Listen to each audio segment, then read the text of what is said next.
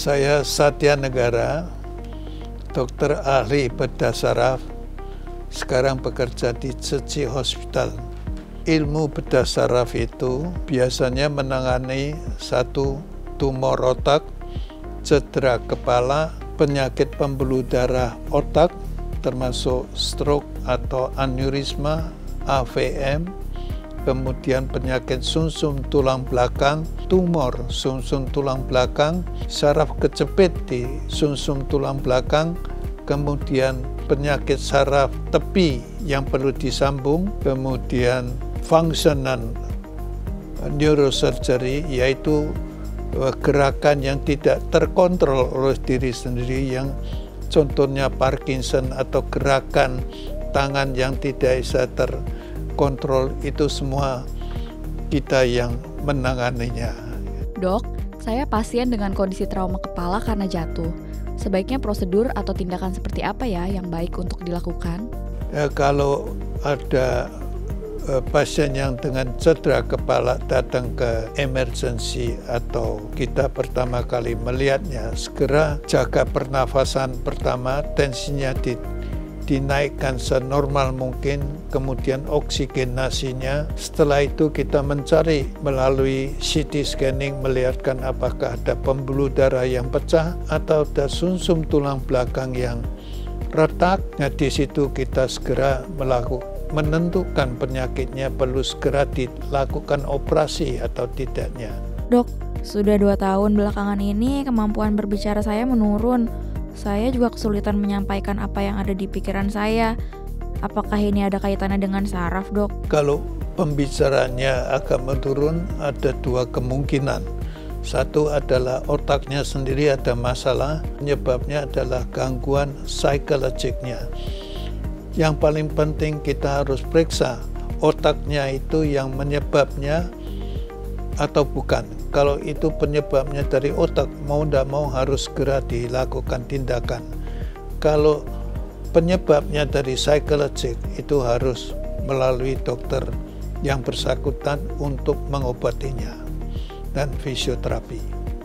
Dok, 2 tahun lalu saya jatuh dari tangga dan kepala bagian belakang saya terbentur. Sejak itu saya sering merasakan sakit kepala, mimisan, dan muntah-muntah. Pemeriksaan apa yang sebaiknya saya lakukan ya dok? Saya takutnya terindikasi tumor otak. Oh, itu belum tentu. Belum tentu tumor otak. Kemungkinan karena dia jatuh dari tetangga, maka kemungkinan kita harus periksa selain otaknya, sumsum tulang belakang lehernya harus diperiksa. Kadang-kadang lokasinya atau posisinya sumsum tulang belakang atau spine-nya itu ada geseran, itu sering menimbulkan penyakit kepala. Itu mudah sekali pemeriksaannya, asal melalui pemeriksaan MRI kita segera mengetahui tentang tumornya ada di dalam otak atau luar otak termasuk spine-nya. Dok, saya terdiagnosa terkena penyakit tumor otak. Sebenarnya saya masih ragu untuk menjalani operasi tumor otak ini karena katanya sih ada efek samping yang ditimbulkan. Sebaiknya tindakan apa yang saya ambil ya dok supaya mengurangi efek samping yang ditimbulkan?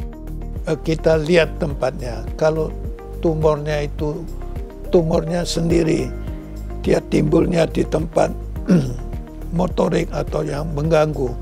Kalau tidak dilakukan, nyawanya terancam.